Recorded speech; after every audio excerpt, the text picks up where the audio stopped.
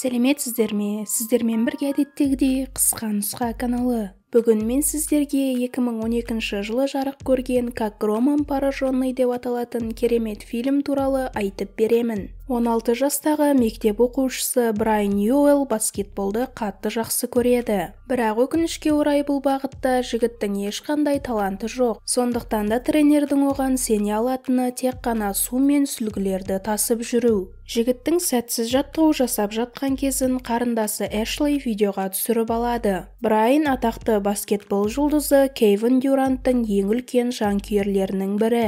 Ойыннан кейін баскетбол жұлдызына адамдар тіпті өзінің баласының үстіне қолтаңба қойып беруін сұрайды. Баскетболмен қатар жас жігіт Брайанға мектептегі ең әдемі қыздардың бірі Изабелл қатты ұнайды. Бұл қыз жақында ғана басқа мектептен ауысып келген болатын. Біздің кейіпкеріміз осы жағдайдан пайдаланып, жаңадан келген қыз ол туралы ешқандай мәлімет білмейтін болғандықтан, оның қасына жақындап, онымен таныспақ болады. Бірақ дәл осы сәтте мектеп баскетбол командасының ең үздік ойыншыларынан бірі Коннор Брайанның сәтсіз жасаған трюкі түсірілген видеоны көрсетіп, жігітті бүкіл мектепке мазақ қылады. Брайан ұялғаннан қашып кетеді, алайда Изабелл біздің кейіпкерімізбен танысуға қарсы болмаған секілді. Ұлының көңіл күйін көтеру үшін әкесі оған баскетбол жарысын көруге баруды ұсынады. Дюрант әдеттегідей үздік ойын көрсетіп, қарсыластарына мүмкіндік бермеуде. Үзіліс уақытында лотерея арқылы алаңның ортасынан сеткаға допты лақтыру мүмкіндігін алатын бақытты жан анықталады. Бұл бақытты жан Брайанның әкесі болып шықты, бірақ ол бірден өз мүмкіндігін ұлына ұсынды.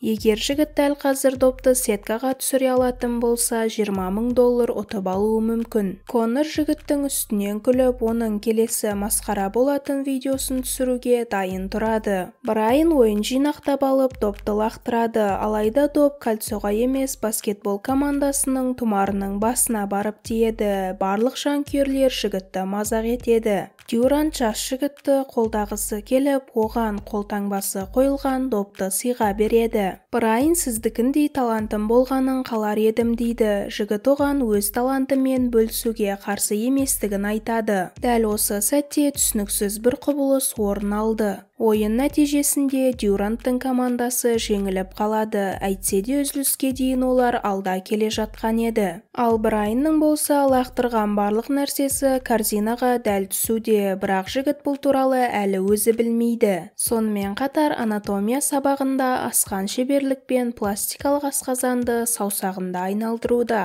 Кешкісін Брайан досымен бірге ойын-сауық орталығына келді. Бұл жерде жаңадан келген Изабелл баскетбол командасының ойыншыларымен бірге жүр. Коннор қайта-қайта қыз үшін ойыншық ұтып алып беруге тырысуда, алайда доп корзинаға түскісі келмейтін секілді. Мақтаншақ жігіт Брайанның оның үстінен күліп тұрғанын көріп, оған қолыңнан келсе өзің салып көрші дейді. Брайан аттракционға жақындамай-ақ допты кольцоға дәл түсіреді. Коннор жігітті екінші рет анық мазақ болады деп ойлайды, бірақ доп тағы да кольцоға дәл түсті. Спортсмендер ашуланып, Изабеллді жалғыз тастап кетіп қалды. Қызға үлкен панданы ұтып берген Брайан ақыр соңында онымен танысты. Ал Дюранттың жағдайы ауыр, лақтырған доптарының бірі де кольцоға түспейді. Бұл жағдай оның агенті Аланды қатты мұңайтады. Баскетболшы өзінің біраз шаршағандығына сенімді, мұндай жағдайлар барлығында болып тұрады.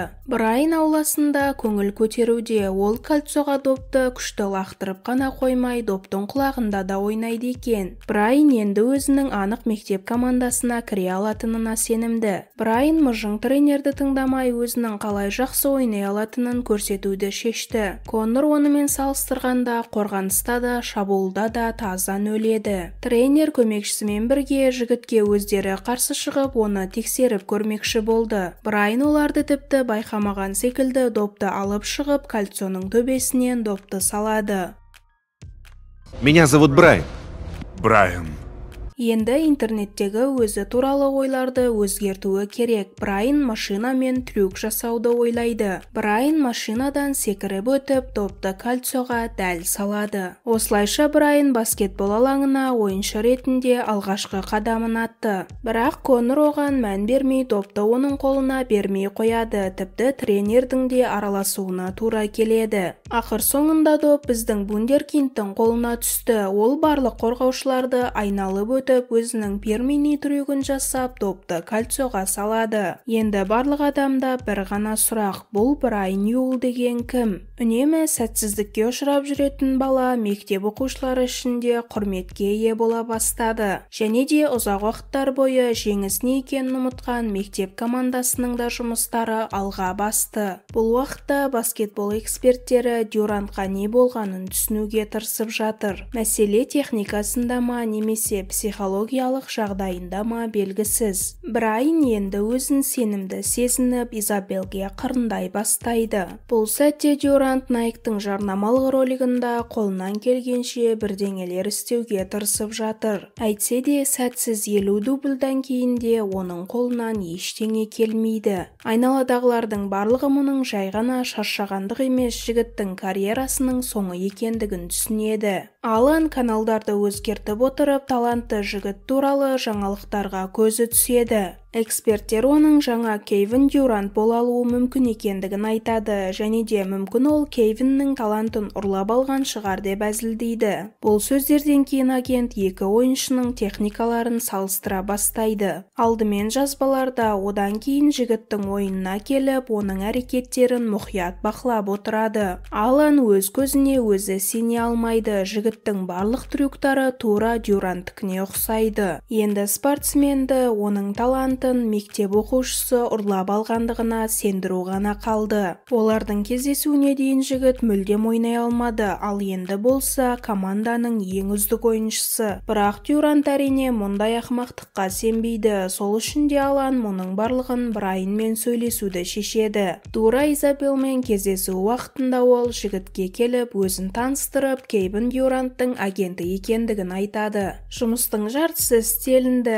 Енді Алан Дюрантты мектеп оқушыларымен жұмыс жасау сылтауымен оны мектепке алып келеді. Брайан олардың қасына келгенде Алан мектеп оқушысы мен баскетбол жұлдызының бір-бірінің қолын қаттырақ қысып ұстауларын қалайды. Енді қабілетінің қайтып оралмағанын тексеру ғана қалды. Агент Дюрантқа бүктелген қағаз береді, бірақ ол бәрібір корзинаға түсіре алмады. Мүмкін оларға ұзағырақ бірге уақыт өткізу керек шығар. Брайан бұл жағдайға тек қана қуанышты, және де өз кумирінің қасынан айырылмайды, тіпті ең жақын досын ұмытып кетеді. Тренер баскетбол жұлдызының алдында мақтанып, Брайанды өзі жаттықтырып шығарғандығын айтады. Дюрант өз агентіне ашуланады. Бүгінгі маңызды ойынға дайындалудың орнына ол оны мектепке алып келді. Бүгін Брайанның да ойыны бар. Ол командадағы басқа балаларға доп беруді мүлдем қойған. Онымен қоймай допты Коннордың бетіне лақтырады. Жігіт қатты ашуланып кетіп, оған жұдырық ала жүгіреді.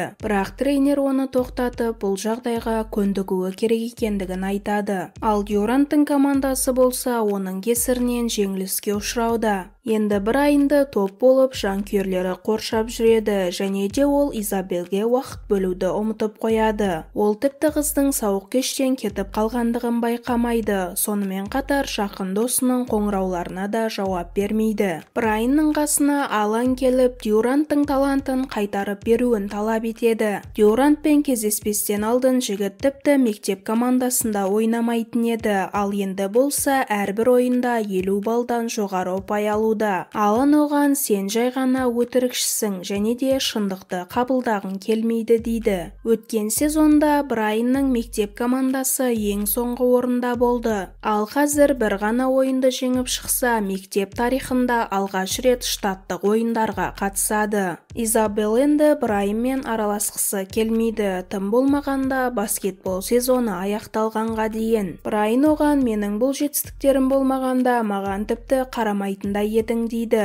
Бірақ қыз оған мектепке алғаш келген күннен бастап назар аударған болатын. Брайан тағы да Изабеллды емес өзінің жанкүйерлерін таңдап кетеді. Алайда кейін командаға шынымен де әділдікпен түстім бе деп ойлана бастады. Тренер мұңайған жігітті жігерлендіруге тырысады, өйткені оның қабілетінсіз команда жеңіп шыға алмайды. Алайда Брайан барлығын шынайы жасауға шешім қабылдады және де алаңға өзі қоңырау шалды. Ол өзінің кумиріне қабілетін қайтарып беруді шешеді. Ең алдымен Брайан Дюрантқа жекпе-жек ойында оған қарағанда қалай күшті ойнайтындығын көрсетеді. Ақыр соңында спортсмен мұның барлығы мүмкін емес екендігін түсінеді және де агенттің айтқаны дұрыс болуы мүмкін екендігіне сенеді. Алан олардың қолына допты ұстатып, сол сәтте айтқан сөздерінің барлығын қайтарып айтуды сұрайды. Бірақ бұл жоспарда іске аспады. Дюранттың командасының сезондағы ең соңғы және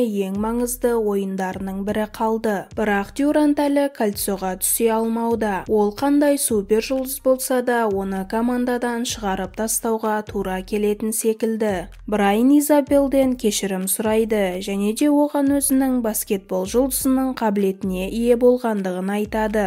Қызды сендіру үшін жігіт оған неше түрлі бейнероликтер көрсетеді. Оның ішінде өзінің алаңның ортасында тұрып лақтырған добы да бар еді. Осы сәтте жігіт Дюранттың талантын қайтару үшін не жасау керек екендігін түсінеді. Брайан жүгіріп келіп Дюрантты кездестіреді және де допты қолына алып баскетбол тұмарының маңдайына лақтырады. Қабілетті қайтару үшін оларға осы жетіспеген еді. Енді Дюрант жігіттен қабілетін сұрайды және де доп арқылы тағы да түсініксіз құбылыс орын алады. Дюрант ойынға қайта оралды және де алаңдағы жағдай бірден өзгерді. Енді олардың шабуылшылары өз қалпына қайта оралды және де командасына жеңіс алып келді. Ал мектеп оқушысы Брайан үшін болса ертегі аяқталды. Енді доптар кольцоға түспейді. Енді ол өзінің досы Мичтің де бар екендігін есіне түсіреді. Осы сәтте жігіттің қасына Изабелл келеді. Қыз кешегі ойынды көріпті және де Брайан алаңға келгеннен кейін Дюранттың қалай өзгергендігін байқайды. Демек жігіт оған өтірік айтпаған. Алайда жігіт өзінің бүгінгі болатын ойында не істерін білмейді.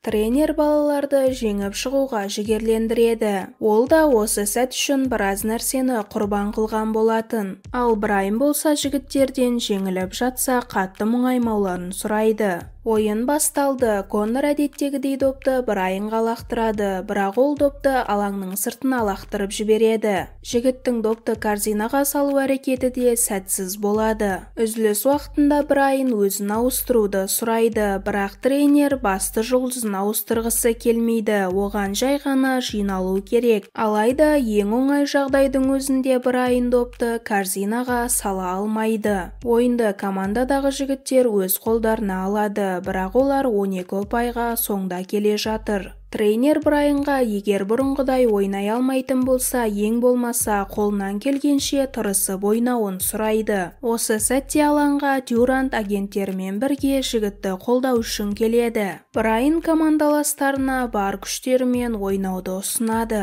Мүмкін олардың қабілеттері жоқ шығар, бірақ олар тырысудың арқасында жеңіп шыға алады. Олар өз қарсыластарына демалуға мүмкіндік бермейді және де әрбір доп үшін барынша таласады. Бұл өз нәтижесін береді және де екі команданың ұпайлары бірдей бола бастайды. Брайан тіпті допты кольцоға салуға тырыспайды. Бұл оның командаласының қолынан жақсырақ келеді. Ойынның аяқталуына 10 секунд қалады. Қырандар 2 ұпайға соңда келе жатыр. Доп Брайанның қолына түседі және де ода пас беру мүмкіндігі жоқ. Сол үшін де жігіт 3 ұпайлық соққы лақтыруға шешеді және де доп корзинаға дәл түседі. Ойын барысында ол бар болғаны 3 ұпай жинады, бірақ бұл соққы жеңіс соққысы болған еді. Енді жігіт жаттығу үшін Дюрантқа келетін болды. Баскетбол жұлдызының әрбір добы тобы әдеттегідей кольцоға дәл түсуде. Ал Брайан болса барынша тырысып жаттығып, жайлап үйреніп келе жатыр. Міне достар, бізде бүгінге осымен тәмам. Егер сіздерге видео ұнаған болса, әдеттегідей оны комментарийда 1-ден 10-ға дейін бағалап кетіңіздер.